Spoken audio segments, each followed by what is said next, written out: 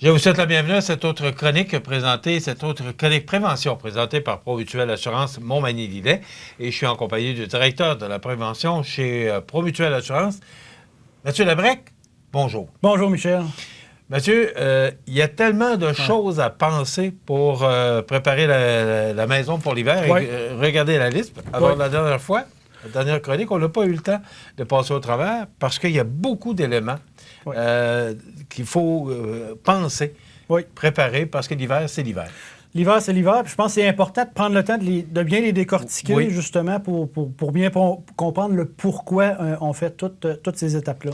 Là, on était rendu au puisard, fosse de retenue et pompe submersible. Tout à fait. Je suis un peu surpris. Puisard? Oui, les puisards, nos puisards intérieurs, nos fosses de retenue, nos pompes submersibles, important de s'assurer qu'ils soient fonctionnels en tout temps. On le voit maintenant avec un petit peu les changements de température qu'on peut avoir, où est-ce qu'on peut avoir des températures très froides jumelées à des températures très chaudes qui redeviennent très froides.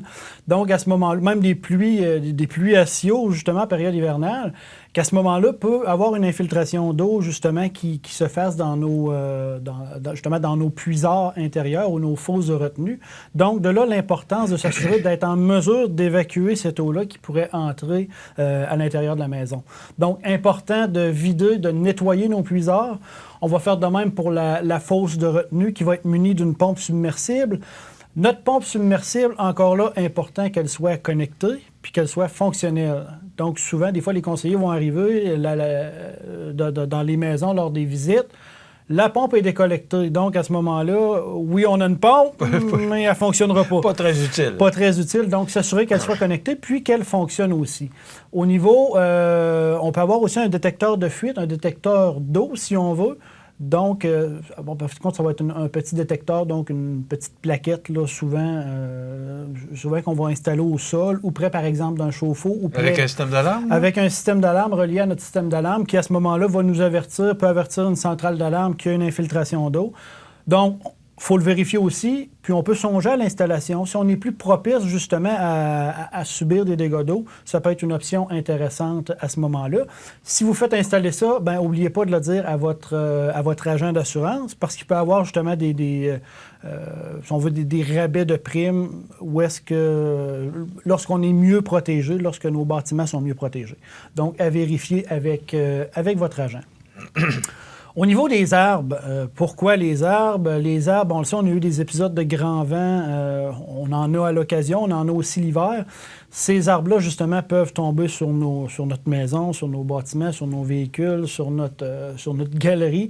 Donc, à ce moment-là, de les faire élaguer au besoin. Donc, un arbre qui va être endommagé, parfois, on va circuler, on va voir une grosse branche de bonne dimension, justement, qui va être cassée. Donc, s'assurer que ce qui est endommagé soit retiré. Oui, je parle justement que ça peut tomber sur des bâtiments, sur nos biens, mais ça pourrait tomber aussi sur des gens puis les blesser. Donc, à ce moment-là, important de faire élaguer les arbres. Élaguer, on aime mieux confier ça à des professionnels si on pense justement au risque d'élaguer, puis au risque que peuvent représenter aussi tout le câblage électrique, le filage électrique. Donc, à ce moment-là, important de ne pas s'improviser élagueur professionnel. Au niveau du mobilier de barbecue, donc la saison de barbecue, peut s'étirer encore un petit peu là, avec le beau temps. À ce moment-là, quand est venu le temps de ranger notre barbecue, on s'assure de le nettoyer comme il faut, donc pour repartir notre prochaine saison du bon pied. Puis pour des raisons de sécurité, on va s'assurer de ranger notre bonbonne de propane, de ne pas la ranger à l'intérieur de notre domicile. Encore là, s'assurer qu'elle soit laissée à l'extérieur. Souvent, ça peut être dans une petite dépendance à l'arrière de notre cour, mais ne jamais l'entrer à l'intérieur. Est-ce qu'il faut qu'elle soit à l'abri ou... exemple, en dessous de l'escalier, en dessous de la galerie? C'est sûr que c'est préférable que ces bonbonnes-là, parce que c'est en métal, donc les intempéries pourraient l'endommager. Donc, c'est préférable qu'elle soit à l'abri des intempéries, effectivement, pour conserver sa bonne durée de vie puis sa bonne utilisation. Au niveau des gouttières, ça peut être nos gouttières ou ça peut même être nos tuyaux, si on veut, d'évacuation d'eau. Oui, Ils peuvent paraître beaux de l'extérieur. Par contre, ils peuvent avoir été endommagés par les températures. Si ça fait plusieurs années, justement, qu'ils sont utilisés, s'assurer, justement, qu'ils sont en bon état. Pourquoi on n'a qu'à penser qu'on a notre fondation? Ce qu'on veut, c'est que l'eau s'en aille le plus loin possible des fondations, justement, pour que l'infiltration d'eau ne soit pas favorisée. Je suis efficace juste à 50 %, donc encore là, ça peut favoriser les infiltrations d'eau. Donc, s'assurer que ces tuyaux-là soient en bon état.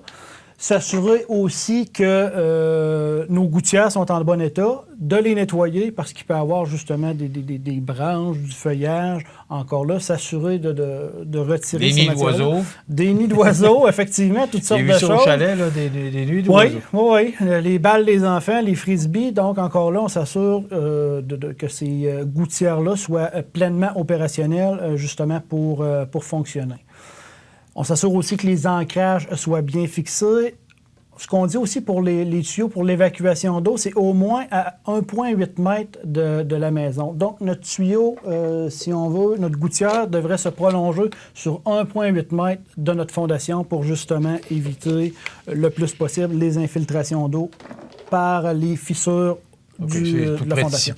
Tout près de 6 pieds, effectivement, environ. Donc, aussi maintenant, les murs extérieurs. Donc, encore là, on va les inspecter, un peu comme on a inspecté nos fenêtres, nos portes, et puis nos fondations. Fondations, justement, peuvent avoir des fissures qui vont favoriser l'infiltration d'eau. Une fondation, bon, si on veut prévoir justement la faire réparer, il y a peut-être des réparations qu'on peut faire plus facilement, d'autres réparations qu'on va confier à des professionnels. Donc, encore là, ça peut nous amener à planifier des plus grandes rénovations. Les professionnels, sûrement, qui vont pouvoir vous aider là-dessus. Il faut penser que notre eau, justement, qui peut s'infiltrer par nos fondations, l'hiver, elle va geler, va prendre de l'expansion. Donc, pourrait faire agrandir ces petites fissures-là qu'on trouve, mais qui pourraient devenir très grandes puis causer davantage de problèmes. Donc, s'assurer aussi de vérifier nos fondations. Puis au niveau des murs extérieurs, j'en ai parlé un petit peu pendant la première chronique de ce sujet, s'assurer que nos scellants, que notre revêtement est bien fixé, qu'il est complet aussi, qu'il n'y a pas de morceaux de revêtement qui sont manquants. Maintenant, les extracteurs d'air, on peut parler à notre ventilateur de salle de bain, nos hottes de cuisine, s'assurer justement qu'ils soient bien fonctionnels, entretenus, que le conduit qui sera à l'extérieur aussi soit entretenu. Puis, s'assurer que nos clapets ferment de façon hermétique. Nos clapets, en fin de compte, qui vont être situés dans nos conduits. Parce que le vent pousse le clapet? Le vent peut pousser justement à ce moment-là. Ça peut favoriser, bon, les rongeurs qui voudraient revenir à la chaleur pendant la saison hivernale. Donc, à ce moment-là, on s'assure de bien que ces items-là fonctionnent très bien. Au niveau de notre toit, encore là, la même chose, on fait une tournée de notre toit, notre toiture, est-ce que nos revêtements sont corrects, ne sont pas abîmés. On va remplacer les bardeaux qui sont désuets ou abîmés. Ce qu'on va faire aussi, c'est vérifier nos scellants autour, par exemple, de nos ventes, mais si on veut, de ce qui est relié à notre plomberie. Donc, s'assurer que nos scellants sont corrects. Puis même nos évents de toit aussi, là, s'assurer justement pour pas qu'il y ait d'infiltration d'eau. Si notre toit est plat, ben on va s'assurer que l'orifice de drainage donc de notre toit plat ne soit pas obstrué encore là par des feuilles, par différentes choses qui pourraient se trouver autour. Donc, on s'assure qu'il soit bien dégagé. Encore là, notre toiture, bonne vérification. Donc, on a pas mal fait le tour, si on veut, de notre bâtiment à l'extérieur. On va parler maintenant des conduites d'eau. Notre robinet extérieur, encore là, pièce importante à vérifier. Pourquoi ça va geler puis ça va éclater? Il n'y a pas je ne me rappelle pas si je pense que j'en ai pas emmené. Lorsqu'on parlera peut-être des dégâts causés par l'eau, je pourrais en apporter un à ce moment-là, mais la tuyauterie va gonfler puis elle va éclater. Donc, à ce moment-là, important de bien drainer ce tuyau-là. Fermer notre entrée d'eau, bien le drainer pour pas qu'il reste d'eau justement à l'intérieur. Avec une balayeuse, là, Balayeuse de travail, là, je cherche le bon mot. Oui, ou parfois, à l'intérieur, il va y avoir justement, si on veut, je vais dire une petite vis, là, mais quelque chose à retirer justement pour que notre eau se draine. Donc, à ce moment-là, très important. Il y a des travaux de recherche qui ont été faits justement sur l'eau. De l'eau qui va geler va augmenter de volume de 9 %. Donc, à ce moment-là, notre tuyau qui est déjà plein d'eau, si on regonfle de 10 bon, va se produire justement un éclatement de ce côté-là. Même chose pour nos boyaux de jardin. On va s'assurer justement de les entreposer correctement, justement pour ne pas éviter des dommages. Si on part en vacances, encore là, on va laisser du chauffage dans notre maison, s'assurer que quelqu'un va aller voir aussi pour s'assurer justement que la maison est en ordre, que notre tuyauterie, justement, est chauffée. Tant qu'à parler de tuyauterie, maintenant, je vais vous montrer différents tuyauteries. Ça peut être le bon temps aussi pour jeter un coup d'œil à nos boyaux de laveuse. Nos boyaux de laveuse qui pourraient être... Je sais pas si on voit bien, là, mais regardez la petite... Une ballonne, comment on appelle une ballonne? Oui, en bon... Oui, c'est pareil. Lui, il est sur le bord. Mais, tout à fait. Et ça veut dire que ça va fendre? Ça veut dire que ça va fondre à court temps. Là, c'est sûr que si on veut, notre ballon est dégonflé. Ce qu'il faut comprendre, c'est que il reste juste cette épaisseur-là, en fin de compte. Là.